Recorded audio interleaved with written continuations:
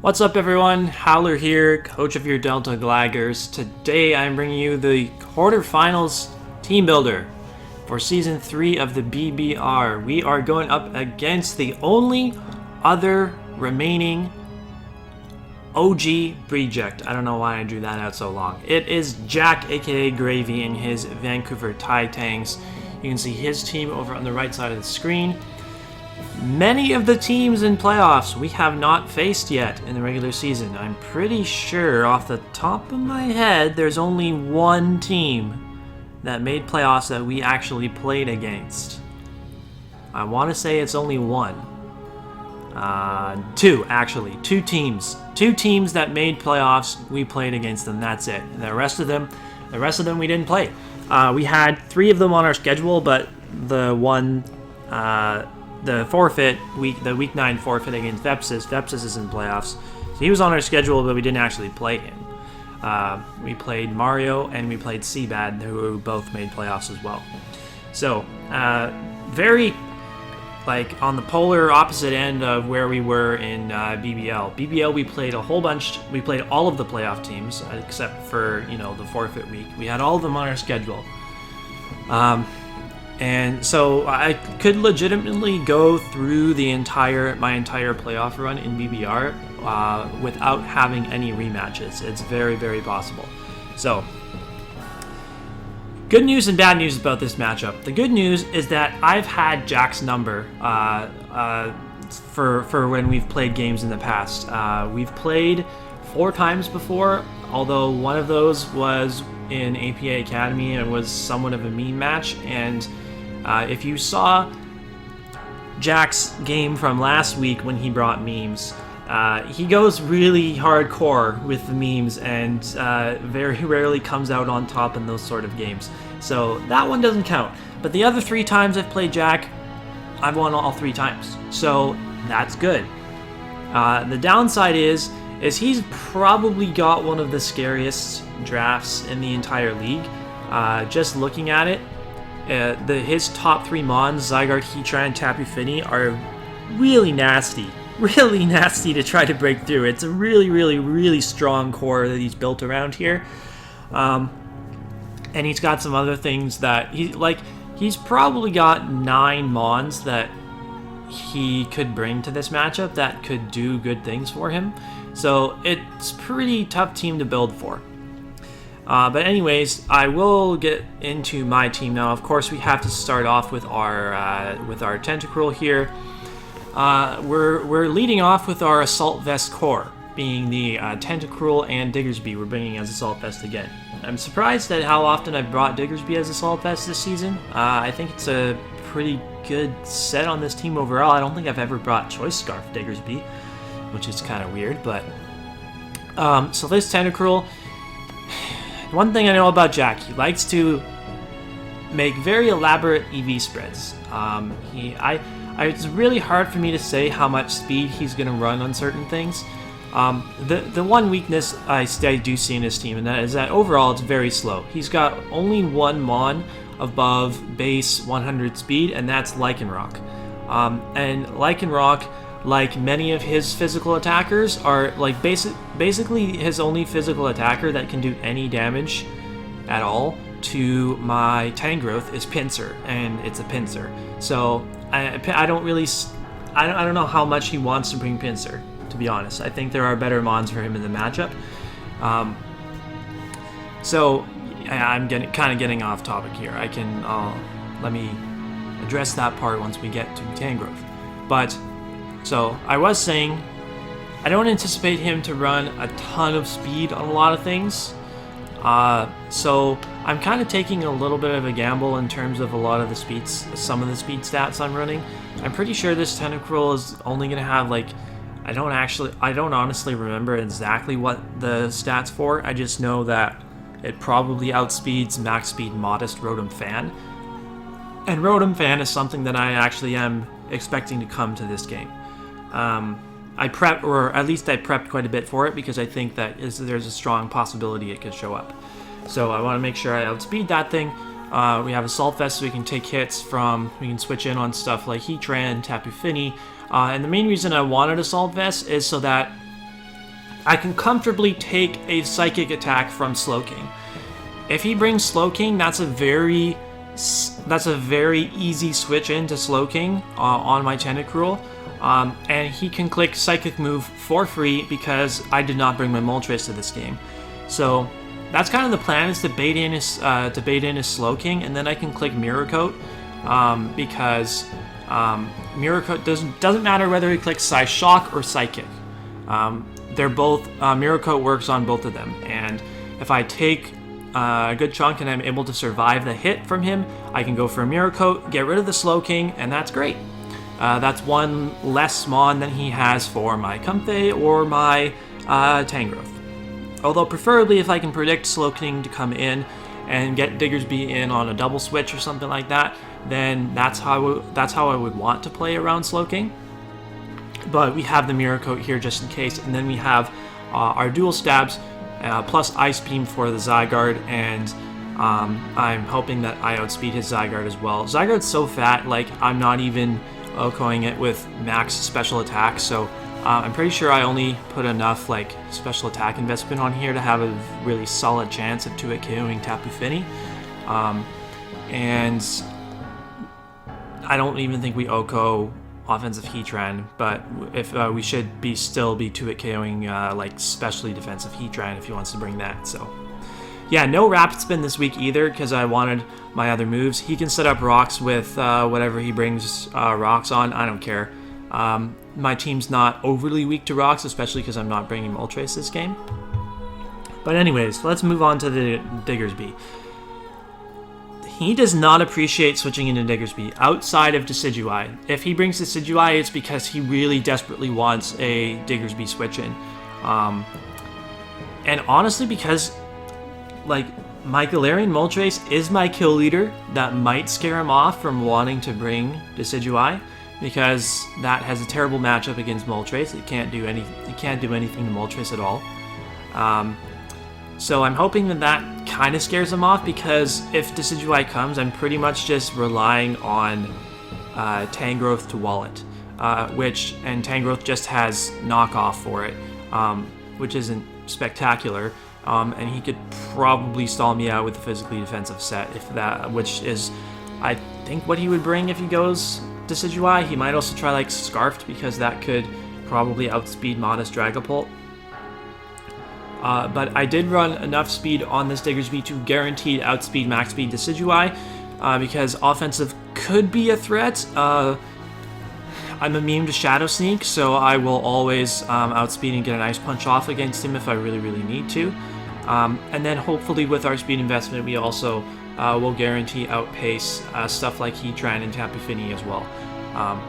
Yeah, I don't expect... I just don't know. I don't expect him to run a ton of speed on those Mons. I don't know how much speed exactly he's going to run on them, but yeah. So, and we're rocking Facade again, because every time I faced Rotom this season, or any Rotom form, I've ran Facade as my normal move, just in case he like wants to switch in on a predicted Earthquake and be immune to that, and then try to burn me. I can still get a lot of damage off against him with Facade. The only thing that could then really switch in on Facade would be like Decidueye, if that shows up. So, Specs Dragapult. Boring old Specs Dragapult. I think it's pretty good here. His only resists to Shadow Ball are going to be the Pangoro, which I don't know how much he wants to bring Pangoro here, considering I have Tangrowth and Comfey for it. And then Greedent, which is immune to Shadow Ball. I would not put it past him to bring Greedent. I really wouldn't. Jack is one of the best Greedent players that I know. He loves that Pokemon, and he uses it extremely well. So I could definitely see him bringing that to like be a response to Shadow Ball Dragapult. But then, like, of course, Greedent's super slow, and it doesn't hit overly hard, especially not against my Tangrowth. So yeah, Tangrowth just kind of beats all of his physical attackers for the most part. So I'm gonna be heavily relying on Tangrowth to put in the work from a defensive standpoint here. So we are running Modest. We have enough speed for his Lycanroc, and actually I threw, I think, 8 extra EVs, so I just went 1 point higher in speed so that I'd guarantee outspeeds Scarf Pangoro if that wanted to show up. But yeah, it's Scarf Pangoro, man, if that thing just had a little bit more speed, it would be so good. Yeah, because Scarf Pangoro like speed ties with his Lycanroc. It's kind of crazy. But yeah, so I'm not running Draco. I don't like the idea of clicking Specs Draco against Tapu Fini team. So yeah, Tapu Fini can switch in on Shadow Balls for sure, but it doesn't have infinite recovery. It doesn't have super reliable recovery, so if it gets worn down, then great, Dragapult will look better for the end game. And then I can click Dragon Pulse if I really need to against something like Zygarde. Can U-turn out for momentum. And I threw Hydro Pump on there just in case I need to OHKO a Heatran. I probably don't OHKO especially defensive Heatran, but Surf wasn't doing enough. Shadow Ball was like a 2-hit KO in most cases, and Surf wasn't an OHKO, so that's why I'm running Hydro Pump. Basically because I'm not running Draco or Hex or anything like that. So Tangrowth, basically max physically defensive. I love using this eject pack set, I really do. There's a lot that, like, Tangrowth walls the things that it's meant to wall extremely well, but then once those things switch out into the Tangrowth answers, Tangrowth does not like being in against those things. So if I can get a one-time Leaf Storm eject pack off, like if Galarian Slowking is the switch into Tangrowth and I can Leaf Storm eject pack out into my Diggersby to click Earthquake, that's amazing for me. It's so good. Yeah, I don't really need Assault Vest. I threw some EVs in Spadef to try to take hits from the Tapu Fini a little bit better if I want to stay in on that thing and go for an Energy Ball.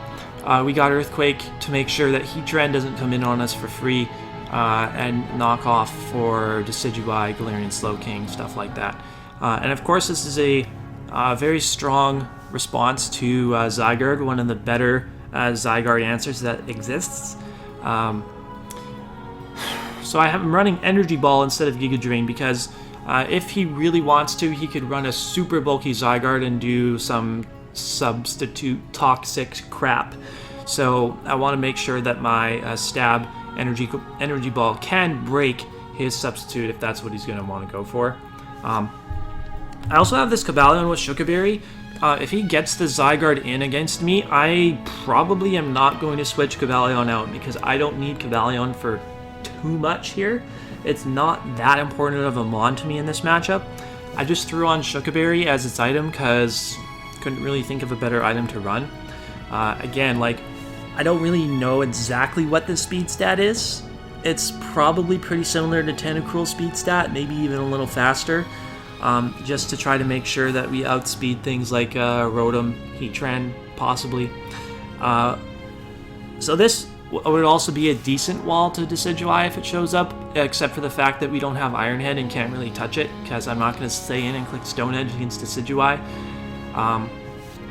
But this could be a decent pivot option against it if the Shuka Berry gets burned and then he can't Poltergeist me. I don't know. Like, he could also run Spirit Shackle to try and trap my Tangrowth and then be like Spirit Shackle, Toxic, Roost. That would be annoying as hell. I could definitely see that being a set that he brings. But yeah, so we just got rocks on here. Sacred Sword, that beats Coil Zygarde. We always break Coil. We always break a Coil Zygarde sub because we ignore its defense boosts and we are not dropping our own defenses by clicking Close Combat in the process. Volt Switch for momentum, and Stone Edge for Rotom Fan, because if Rotom, I can use this as an early switch into Rotom Fan. If it goes for Nasty Plot, I always survive +2 Thunderbolt from Rotom Fan. That's why I have a lot of Spadef investment, and hopefully that allows me to take hits from Heatran as well. And if the Heatran's like Chople, then I could possibly 2-hit KO it with the Sacred Sword. I would probably go for Sacred Sword off lead on the first turn, and then if he's still in there, maybe I predict him to switch out, get my rocks up, something like that. Depends on what kind of removal he brings. The last one on the team is this Comfey. I've decided on Comfey as the last one, even though he's got Slowking and Heatran. because I like Encore. I like Encore in this matchup for his setup mons, such as Rotom Fan going for a nasty plot, stuff like that, and Tapu Fini going for like Iron Defenses or Calm Minds or something like that. If I can get Comfey in to lock those things into setup moves, then get some Leech Seeds off, have this thing in the back for some priority against the boosted Zygarde, I think this thing can be like a nice glue member to the team. So it sucks that we're not bringing a Moltres, because that could leave us open to Decidueye being very, very annoying. Hopefully that thing ends up not showing up. But yeah, I don't really know exactly what direction that Gray's going to want to go with this team. So if you're excited for the matchup, it's going to be coming tomorrow. I'm pretty positive that we're not going to be lumping together the team builder and battle in one video this time. This game should definitely go on much longer than the last one did. So if you're looking forward to the battle going up tomorrow, make sure to leave a like on this video, comment down below, subscribe to the channel to keep up with all of our Draft League content. Wish us luck. Hopefully we make it through the semifinals. See you tomorrow.